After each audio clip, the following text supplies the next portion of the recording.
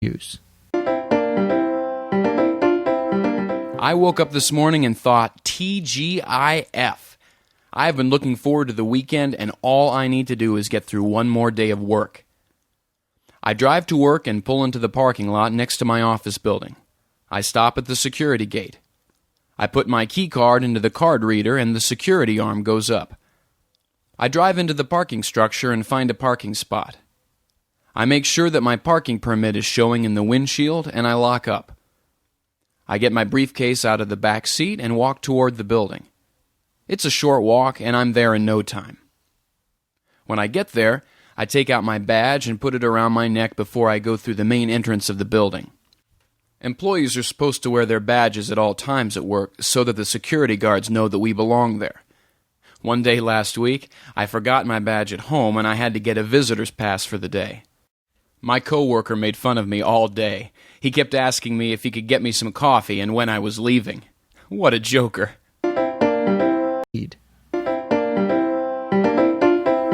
The first thing I do when I get to work each morning is to check my inboxes. I go to the mail room to check my mail slot to see what mail has arrived overnight. There are always a lot of intra-office and inter-office letters and memos. Much of it is junk mail, so I spend a few minutes sorting through it. The next thing I do is to turn on my computer to check email.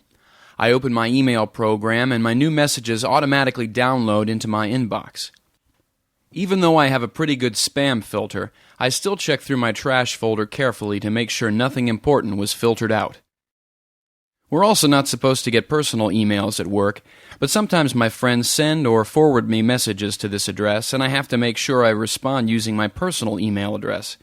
When I don't have time to finish a message or when I get interrupted, I save it into my draft folder. Finally, I check my voicemail. I call the voicemail system and enter in my PIN to bypass the outgoing message. I have 2 new messages, and after listening to them, I save one of them and delete the other. I look at the clock and it's already 9:30 a.m. It's time for the morning meeting. That's the end. I arrive at the conference room right before the meeting starts and sit down in a chair around the large conference table.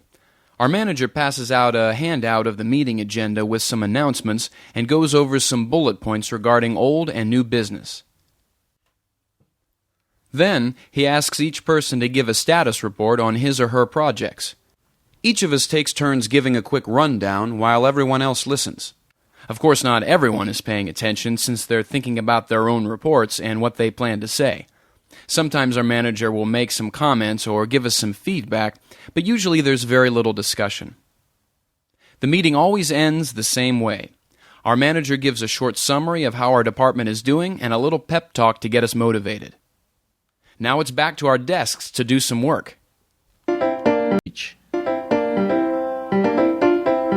When I get back to my desk, I clear off a few stacks of paper on top of my desk so I have some space to work. I open the computer file I have been working on for the past week. This document is a report that is due next week, and the deadline is fast approaching. I open my filing cabinet and take out 2 files and a manila envelope that has the information I need in them.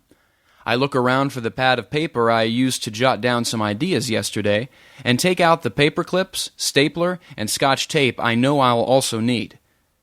Now I have everything in front of me so I can get down to business. The first thing I have to do is get organized. I scan the information I have in front of me and take notes on the things I want to include in the report. Before I analyze the data for the report, I need to skim the background information to make sure I haven't missed anything. I was making good progress, but I'm feeling thirsty, so I decide to take a quick break. Normal speed. I want to get some coffee, so I walk into the break room.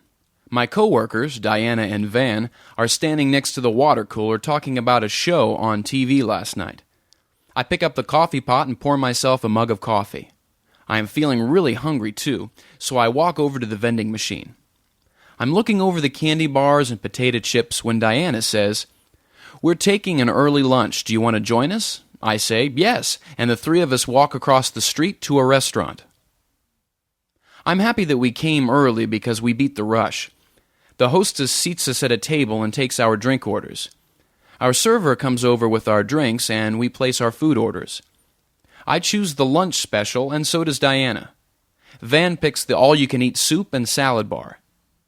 While Diana and I wait for our orders to arrive, Van goes to the soup and salad bar and gets a really big plate of food. "Do you mind if I start?" he asks. "Of course not," Diana and I say. When we finish eating, the server comes over to clear our plates and to give us our bill. We forgot to ask for separate checks, so we all pay together. That was a good lunch. It was certainly better than the bag lunch I usually bring from home. When we return to the office, I know I have to try to make some headway with my report. Unfortunately, as soon as I sit down in front of my computer, it starts acting up. First, my computer screen freezes and I have to boot it up again.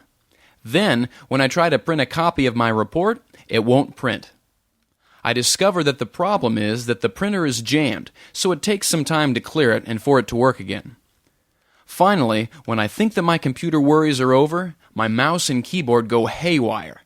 I finally give up and call the computer tech. I don't usually like calling the computer tech to help me with computer problems.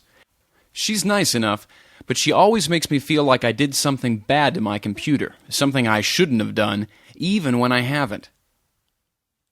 When she arrives, she sits down at my computer and asks me a lot of questions to find out what the problem might be. I tell her about the problems I had, and she asks if I'd had any problems while working on my word processing program. I say that everything was fine, but I did have some trouble formatting one of my files and got an error message when working on my spreadsheet program. She starts doing something to my computer, typing on the keys a mile a minute for a long time. Finally, she says, "Okay, it's fixed. You shouldn't have any more problems now, as long as you don't abuse your computer." Of course I never abuse my computer, but it's no use telling her. At least my computer is fixed, and I can keep working. At 3 p.m., I get a call from one of our vendors who wants to set up a meeting for the following week. Since I was away from my desk at the time, she left a voicemail message. When I get back to my desk, I retrieve the message and listen to it, and then return her call. I call her twice, but she isn't there, so I leave a voicemail message for her. We're playing phone tag. Finally, at 4 p.m., she calls again, and since I am at my desk, we can talk at last. Andrea asks me if it is possible for us to meet early in the week next week. I check my calendar and tell her that I'm tied up Monday and Tuesday, but that I'm free Wednesday afternoon or Thursday morning. She says that Wednesday afternoon suits her and asks what time would be good for me. I tell her the earlier the better, since I will be entertaining clients that night and need to leave work a little early that day. She suggests 1 p.m. I check my schedule again to confirm that 1 p.m. Wednesday is free and clear, and it is. She says that she will send me an email Wednesday morning as a reminder, and I thank her. After all of that back and forth, we finally have a meeting set for next week. I hope that listening. Before leaving work for the day, I want to stop by my boss's office to give him an update on my progress. I know he's expecting the report on Monday, and I want to let him know that it will be finished on schedule. Before I can do that, he calls me into his office and tells me to sit down. He tells me that the regional manager is impressed with my work and is considering me for a promotion. He says that this information is hush-hush, but he wants to give me the heads up. He says that the promotion would give me a new title and a small raise, but the most important thing is that it will put me in line to eventually become a regional manager myself. He praises me for my hard work and encourages me to keep my head down and to keep plugging away. I'm so surprised I don't know what to say. I've never thought of myself as a corporate climber, and I didn't think that my work was a standout from my coworkers. Of course, I thank my boss, shake hands with him, and leave his office. It's nice to get a pat on the back from him, and I hope that the promotion does come through. I don't want to jump the gun, though, so I'm not going to think about it too much in case it doesn't happen. I look at the clock, and it's already 5:30. It's quitting time. I still need to put the finishing touches on my report, but I can do that on Monday morning before I submit it to my boss. Some weeks I have to take work home and burn the midnight oil, but not this week. I have everything under control, and I don't need to work over the weekend. I pack up my briefcase and shut down my computer. I put some important papers back in their folder and leave it in my desk drawer for safekeeping. I take the papers and files from my outbox and put them in my coworker's inbox. But when I get back to my desk, another coworker has put some new memos and papers in my inbox. I like to clear my desk as much as possible at the end of the week to avoid clutter, and I guess everyone else does too.